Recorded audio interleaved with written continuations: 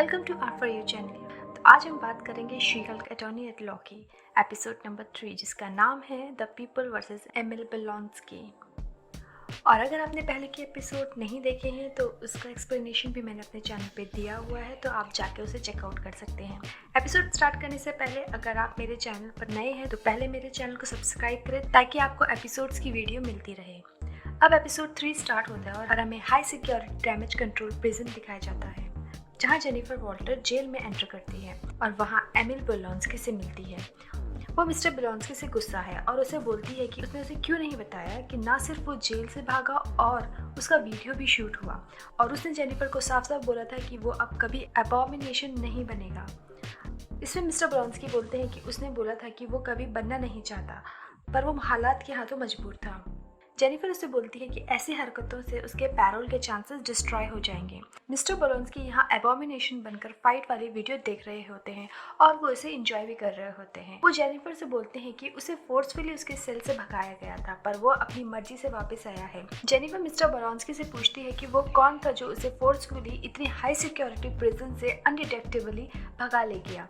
Mister बेलोंस्की उसको बोलते हैं कि वो sorcerer supreme of majestic arts था और उसका नाम है वोंग। अब सीन शिफ्ट होता है और हम देखते हैं निकी को, जो जेनिफर के ऑफिस में बैठकर जेनिफर से फोन में बात कर रही होती है और उसे वोंग की इन्फॉर्मेशन ढूंढकर दे रही होती है। वो बोलती है कि इंटरनेट में वोंग के बारे में बहुत कम इन्फॉर्मेशन है, या तो वो एक सॉर्सरर है न्यूयॉर्क में रहने वाला, या फिर वो लाइब्रेरियन है नेपाल में।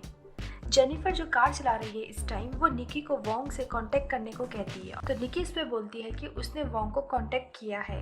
उसने वोंग को जाल में फंसाने के लिए पिक्चर सेंड करी है अपनी कुछ बुक्स के साथ। जेन यहाँ बोलती है कि वोंग कॉल बैक करेगा, क्योंकि अगर मिस्टर बेलोंस्की सच बोल रहे हैं तो वोंग ने बेलोंस्की को सेल से निकालकर उसके केस को और बर्बाद कर दिया है। अब जेनिफर कैमरे की तरफ देखकर बोलती है, उसको पता है कि हम लोग वेट कर रहे हैं वोंग को देखने का, पर वो यहाँ पर ये भी बताती है कि ये शो वो नहीं है जहाँ आप लोगों को एवरी वीक नया कैमियो देखने को मिलेगा, एक्सेप्ट ब्रूस और बेलोंस्की और वोंग के। पर याद रहे, ये शो उसका है। She is the main lead. अब दिखाया जाता है न्यूज में। रिपोर्टर्स बता रहे हैं कि GHK&L फर्म की अटॉर्नी जेनिफर वॉल्टर को एमिली बेलोंस्की यानी एबॉमिनेशन की रिप्रेजेंटेटिव बनाया गया है आने वाली पेरोल हियरिंग में, और इस न्यूज़ ने बहुत कंट्रोवर्सी खड़ी कर दी है। दूसरी रिपोर्टर बताती है कि जेनिफर वॉल्टर का सुपर हीरो अवतार है शी हल्क, जिसे पब्लिक का बैकस्लैश मिल रहा है और लोग उसकी क्वालिफिकेशन पर क्वेश्चन उठा रहे हैं। बिग ग्रीन वुमन नेम से वर्ल्ड वाइड ट्रेंड भी स्टार्ट हो गया है। ऐसे ही बहुत सारे कमेंट्स और वीडियो सोशल मीडिया में चल रहे होते हैं, जहां हर कोई ये बात कर रहा है कि अब सारे सुपर हीरोज फीमेल ही क्यों हैं। अब एक दूसरा न्यूज रिपोर्टर मिस्टर गिल्टन का इंटरव्यू ले रहे हैं, जिन्होंने एबॉमिनेशन को बहुत साल पहले जेल पहुंचाया था। जहां गिल्टन बोलते हैं कि ये बहुत अपीलिंग है कि क्यों कोई मॉन्स्टर को फ्री करने के बारे में सोच भी सकता है। अब हमें दिखाया जाता है शी हल्क को, जो अपने ऑफिस में एंटर करती है और निकी उसे न्यूज के बारे में बताती है, जहाँ शी हल्क उसे बोलती है कि उसे कोई फर्क नहीं पड़ता कि कोई उसके बारे में क्या बोलता है। इस कंट्री के कानून पर सबका बराबर का हक है और बेलोंस्की को एक मौका तो जरूर मिलना चाहिए। जहाँ निकी शी हल्क को दुनिया का जवाब देने को कहती है और वो बोलती है कि उसे अपना व्यू लोगों के आगे रखना होगा एक इंटरव्यू देकर, और जो वो केस लड़ रही है वो कंट्रोवर्शियल है। लोगों को उसके लाइफ के डिटेल के बारे में जानना है। अब जैसे कि वो एक सेलिब्रिटी बन चुकी है और इसलिए ऑफिस में उसके लिए कॉल्स और रिक्वेस्ट आ रही हैं इंटरव्यूज के लिए। जेनिफर को उसके बॉस हॉलीवे का फोन आता है और वो उसे अपने कैबिन में बुलाते हैं। अब जेनिफर निकी से बोलती है कि लोग उसका इंटरव्यू इसलिए लेना चाहते हैं क्योंकि वो मिस्टर बेलोंस्की का केस लड़ रही है, और जब ये केस ओवर हो जाएगा तो सारा मीडिया का सर्कस भी डाउन हो जाएगा। अब शी हल्क एंटर होती है, जहाँ मिस्टर हॉलीवे होते हैं और उनके साथ होता है पग, जो सुपर ह्यूमन लॉ डिपार्टमेंट में शी हल्क के साथ है, और वहाँ पर होता है जेनिफर का पुराना कलीग डेनिस, जिसे हमने लास्ट 2 एपिसोड्स में भी देखा है। शी हल्क और डेनिस दोनों शॉक होते हैं एक दूसरे को देखकर। डेनिस बोलता है कि उसने जेनिफर के साथ बहुत सारे अनकंफर्टेबल केसेस हिस्ट्री में किए हैं, इसीलिए वो अपना केस उसे नहीं देना चाहता। शी हल्क यहाँ बोलती है कि वो अभी सिर्फ केस सुनेगी। तभी मैलोरी बुक एंटर होती है, जो उसी डिपार्टमेंट में है, पर डेनिस यहाँ बोलता है कि वो 10 लोगों के सामने एम्बैरेस नहीं होना चाहता। क्या पता मिस मैलोरी उसकी नेक्स्ट फियांसे हो। मैलोरी वहाँ से खुशी खुशी चली जाती है, एज वो इसमें इन्वॉल्व नहीं होना चाहती, क्योंकि डेनिस उससे सामने सामने फ्लर्ट कर रहा होता है। अब मिस्टर हॉलीवे डेनिस बुओस्की जो कि डीए ऑफिस से है उसका डेलिकेट केस डिस्कस करते हैं जहां डेनिस को उसकी एक्स गर्लफ्रेंड ने धोखा दिया है और अब डेनिस फाइल शूट कर रहा है अगेंस्ट हर और वो अपने पैसे वापस लेना चाहता है। डेनिस बोलता है कि उसने अपनी एक्स गर्लफ्रेंड को ज्वेलरी दिलाई, बाली में उसका फोटोशूट करवाया और उसकी वॉक्सवैगन पैसेट के लिए पेमेंट भी किया। पर पग यहाँ बोलता है कि इस केस में सुपर ह्यूमन लॉ डिपार्टमेंट का क्या काम। मिस्टर हॉलीवर बताते हैं कि डेनिस की गर्लफ्रेंड शेप शिफ्टिंग यानी रूप बदलने वाली लाइट एल्फ है न्यू एस्गार्ड से। डेनिस को लगा कि वो डेट कर रहा है मेगन दी स्टेलियन को। शी हल्क शॉक होकर यहाँ पर पूछती है कि क्या सच में उसको लगा कि वो डेट कर सकता है मेगन दी स्टेलियन को जिसने मल्टीपल टाइम्स ग्रैमी अवार्ड जीता है, वो mega star Megan the stallion. इसे सुन शी हल्क को बहुत हंसी आती है और वो बोलती है कि उसे कैसे लगा कि वो ड्राइव करती होगी पैसेट। इस पर डेनिस बोलता है कि इसलिए उसे वॉल्टर नहीं चाहिए थी इस केस में। तभी वहाँ एंट्री होती है वोंग की। वो बोलता है कि उसे वॉल्टर का मैसेज मिला और शी हल्क वहाँ से वोंग के साथ चली जाती है। वोंग शी हल्क को बताते हैं कि बोलोंस्की ने जो बोला है वो सच है और उन्होंने ही उसे प्रिजन से एक्सट्रैक्ट किया था उसकी विश के अगेंस्ट, क्योंकि वोंग को एक वर्दी अपोनेंट की जरूरत थी अपने सॉर्सरर सुप्रीम ट्रेनिंग के लिए। वोंग इंसिस्ट करते हैं शी हल्क को इस एक्शन के लिए बोलोंस्की को पनिश ना किया जाए। शी हंग वोंग से बोलती है कि वीडियो देखने के बाद पेरोल बोर्ड बोलोंस्की को रिलीज नहीं करेंगे। यहाँ वोंग कहता है कि फिर से वो सबकी मेमोरीज इरेज नहीं करेगा, पर शी हल्क ऐसा बिल्कुल नहीं सोच रही थी क्योंकि ये अनएथिकल है और इससे बहुत सारी प्रॉब्लम स्टार्ट हो सकती हैं। वोंग यहाँ पेरोल के मेंबर्स को मिरर डायमेंशन यानी दर्पण आयाम में ले जाने को कहता है।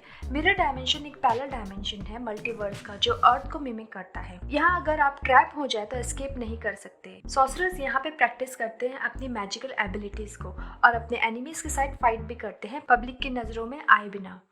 वोंग यहाँ शेडो डायमेंशन की भी बात करता है, पर शी हल्क कहती है कि अगर वो सच में हल कर सकता है तो हियरिंग की डे पर ही उसे आना होगा, सब कुछ एक्सप्लेन करना होगा। जहाँ वोंग बोलता है कि अगर बात नहीं बनी तो वो लोग प्लान बी को भी रिजर्व कर सकते हैं, जिस पर शी हल्क जादू करने से मना करती है। अब सीन शिफ्ट होता है और हम पग को उसके ऑफिस में देखते हैं डेनिस के साथ। वो डेनिस से पूछ रहा होता है कि उसने कितने कैश मनी और गिफ्ट्स डुप्लीकेट मेगन दी स्टेलियन पर खर्च किए हैं, जिस पर डेनिस बोलता है कि उसने अभी तक $1.7 लाख खर्च किए हैं और इतने तो उसे एक अच्छी जगह पर घर भी मिल जाता। यहाँ पर पग केस पे काम शुरू कर देता है और डेनिस वहाँ से चला जाता है, पर तभी डेनिस फिर से एंटर होता है और वो पग को बोलता है कि उसने माइंड चेंज कर लिया है और वो ये केस ड्रॉप करना चाहता है। उसी टाइम पग को कॉल आता है और फोन पर होता है डेनिस। तो यहाँ से हमें पता चलता है कि पग के ऑफिस में कोई डेनिस का डुप्लीकेट है। जब पग सिक्योरिटी को कॉल करता है तो पता चलता है कि वो डुप्लीकेट डेनिस असलियत में लाइट एल्फ रूना है और वो वहाँ से पग को वार्निंग देकर भाग जाती है।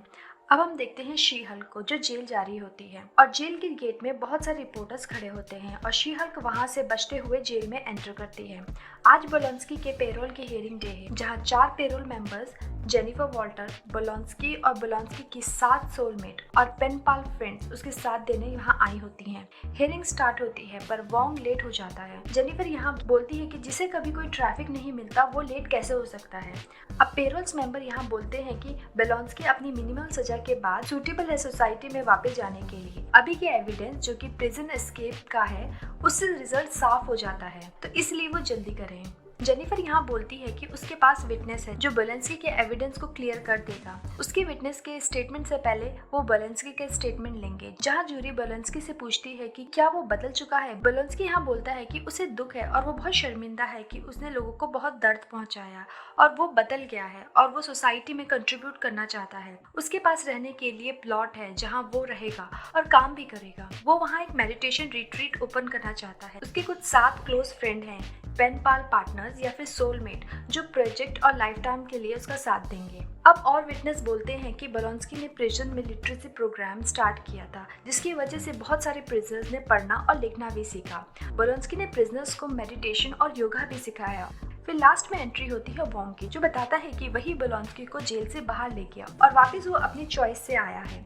वोंग ने बोलोंस्की को कमरताज चलने को कहा था पर बोलोंस्की ने वापस आना सही समझा एज उसे अपनी सजा पूरी करनी थी। पर जूरी यहाँ बोलती है कि जब बोलोंस्की आउट ऑफ कंट्रोल हो जाता है और एबॉर्मेशन में कन्वर्ट होता है तो वो मॉन्स्टर बन जाता है। पर बोलोंस्की यहाँ बोलता है कि वो ये भी साबित कर सकता है कि वो आउट ऑफ कंट्रोल नहीं होता है और तभी बोलोंस्की एबॉर्मेशन बन जाता है। वहाँ सब लोग उसे देखकर डर जाते हैं और बहुत से गार्ड भी वहाँ आ जाते हैं। एबॉर्मेशन यहाँ अपने आपे में होता है और वापस बोलोंस्की में कन्वर्ट हो जाता है।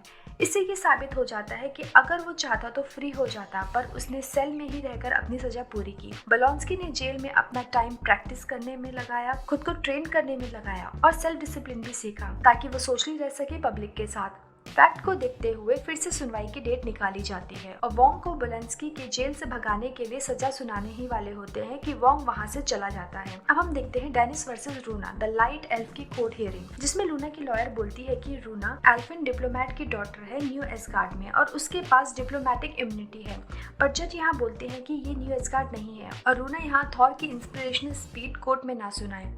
पग यहाँ $1.7 लाख का स्कैम बताता है और वो उसका कंपनसेशन चाहता है, पर रूना की लॉयर बोलती है कि उसके क्लाइंट डेनिस के साथ रिलेशन में थी, वो दोनों रोल प्ले करते थे और कोई भी अडल्ट ये कैसे मान लेगा कि वो मैसेजेस मेगन दी स्टेलॉन ने उसे किए होंगे। और डेनिस को पता था कि वो रूना के साथ है, पर सडनली उसने बीच में ही रिलेशनशिप को एंड कर दिया और ये कोई धोखा नहीं होता। यहाँ जज भी बोलते हैं कि क्यों डेनिस इतनी इजीली बेवकूफ बन गया, इसलिए वो ट्रायल की नेक्स्ट डेट देते हैं। जज के जाने के बाद रूना जज बनकर मजाक करती है, जिसपे उसकी लॉयर बोलती है कि ऐसा करना इलीगल है। अब सीन शिफ्ट होता है जहाँ हम देखते हैं जेनिफर, निकी और पग को, जहाँ जेनिफर बोलती है कि उसके कार में पोस्टर लगा था जिसमें लिखा मॉन्स्टर डिफेंडिंग मॉन्स्टर। निकी उसको एक इंटरव्यू देने को कहती है जिससे वो सब कुछ पीछे छूट जाएगा और वो उसे पुरानी लाइफ को भुलाने को कहती है और अपनी नई सेलिब्रिटी लाइफ को जीने को कहती है। यहाँ पग बोलता है कि डेनिस के साथ काम करना मुश्किल है, जिस पर जेनिफर बोलती है कि वो बहुत ही बेकार आदमी है और वो कन्विंस था कि उसे उस पर क्रश है। जेनिफर की बातें सुनकर पग उसे बोलता है कि चीजें वो जज के सामने बोल दे। नेक्स्ट डे जेनिफर कोर्ट में डेनिस के लिए स्टेटमेंट देती हुई दिखाई देती है। वो डेनिस को अच्छे से जानती थी, एज उसने बहुत से केसेस उसके साथ लड़े थे डीए ऑफिस के लिए। डेनिस हमेशा डेटिंग की बातें उससे किया करता था। रोमांटिक लाइफ के बारे में बात करें तो डेनिस बहुत ही सेल्फ ऑब्जर्व, मेल इगोइस्ट और उसे लगता है कि वो न्यूयॉर्क का माचो और एलए का कैसनोवा है और उसने अपने ऑफिस का नाम डेनिस इज फेयर रखा है और उसे लगता है कि वो लिटरली डेट कर सकता है the real Megan the Stallone को, क्योंकि उसे अपने बारे में बहुत सी गलतफहमियां हैं और उसे लगता है कि सारी दुनिया उसके पीछे घूमती है। जज यहाँ डेनिस के केस को सही बताते हुए $1.7 लाख मुआवजा देने को कहती है रूना को और रूना को 60 डेज के लिए जज के रूप में आने के लिए उसे सजा देती है। वहाँ कोर्ट में रियल मेगन दी स्टेलॉन को भी दिखाया जाता है। अब कोर्ट से बाहर आकर डेनिस बोलता है कि एड सस्ते में ही छूट गई, अगर उसकी पावर्स को रिमूव कर पाते तो बहुत अच्छा होता। यहाँ हम देखते हैं जेनिफर को जो कैमरे को देख के बोलती है कि डेनिस ने अच्छा आइडिया दिया है, पर ये सिर्फ आपके और मेरे बीच रहेगा। अब हम वापस आते हैं जेल में, जहां पेरोल जूरी लास्ट रिकॉर्ड देखते हुए बोलांस्की को पेरोल में रिलीज करती है, पर बोलांस्की को अबॉर्मेशन बनना अलाउ नहीं है और कोर्ट के ऑर्डर के हिसाब से बोलांस्की को इनिवेटर पहनना होगा और अगर उसने इसका वायलेशन किया तो उसको वापस जेल भेज दिया जाएगा। बोलांस्की जेनिफर को थैंक यू बोलता है। जेनिफर यहाँ बोलांस्की को बोलती है कि वो न्यूज से दूर रहे और उन दोनों की और फालतू न्यूज वो नहीं सुनना चाहती। बोलांस्की यहाँ जेनिफर को बोलता है कि ऐसे नहीं तो कैसे भी वो स्टोरीज बनाएंगे ही, तो क्यों ना उनका पार्ट बन जाए। लास्ट में दिखाया जाता है न्यूज को, जहाँ शी हल्क का इंटरव्यू होता है और उससे पूछा जाता है कि उसने शी हल्क नाम क्यों चुना। शी हल्क बोलती है कि उसने चुना नहीं है, उसे मिला है और ये नाम पसंद हो या फिर ना हो, अब वो शी हल्क है। जेनिफर रात में घर वापस आती है, जहाँ रोड पर उस पे 4 लड़के हमला करते हैं। यहाँ जेनिफर को याद आता है कि वो तो शी हल्क है। उन लड़कों के पास एस्गार्ड के हथियार होते हैं।